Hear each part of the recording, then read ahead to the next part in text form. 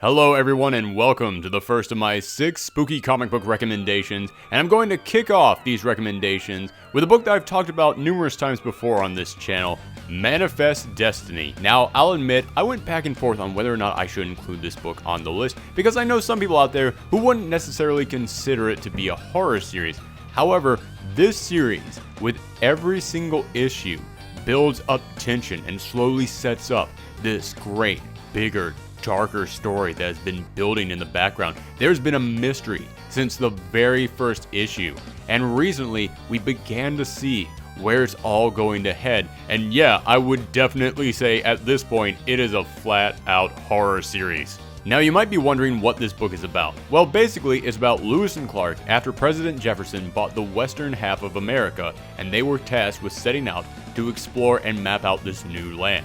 Now, if you're a history buff, then you already know about Lewis and Clark and Sacagawea and how all of them set out and traveled from one end of the country to the other, meeting various tribes of Native Americans and mapping out all the flora and fauna that they came across.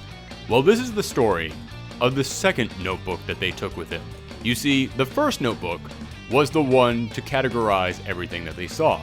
The second one was to categorize everything they saw that could not be explained by science. This book unfolds a story of frontier horror where they take classic monster tropes and reinvent them into an early American interpretation. For example, the first creature they come across are Minotaur/Centaur creatures, except instead of being part horse or bull, they're part buffalo.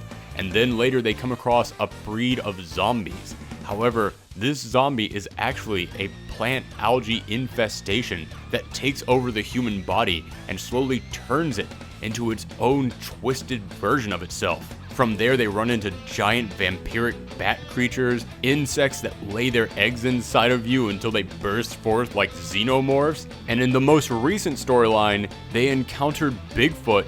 However, Bigfoot was not the actual threat or the focus of the story.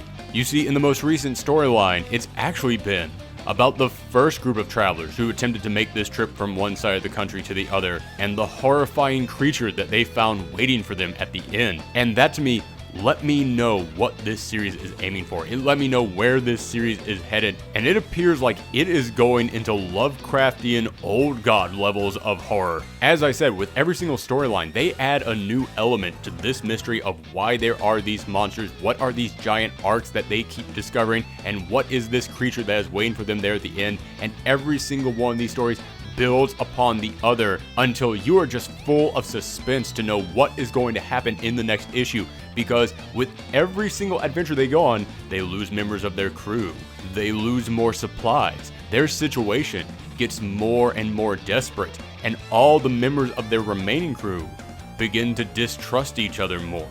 Just like with any modern successful horror series, oftentimes the biggest threat isn't even the monsters, it's the people themselves. And this series does a great job of making you believe that even if the monsters out there in the woods don't get our heroes, the other humans on the boat will do the job for them. And as for the protagonists themselves, you really do get a deep sense of character coming from Lewis, Clark, and Sacagawea. The three of them are very different characters from each other. And as you learn about their backgrounds and as you see the relationship between them, you really do get invested in their stories.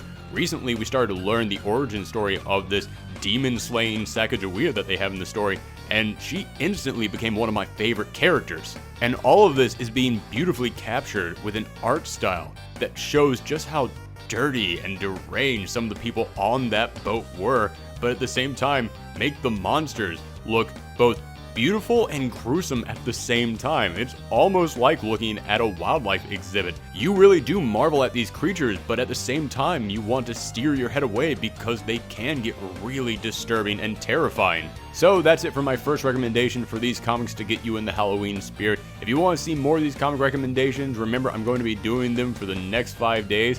And come back later today because I've got a video game recommendation and a movie recommendation for what to watch to get you in that Halloween spirit. So if you want to see those videos, then make sure that you hit that subscribe button. Also, if you want to support this channel, remember to share my videos around the web and also give them a thumb up. It's the best way to help people find this channel. But for now, I'm just going to say thanks for watching, everyone, and happy Halloween.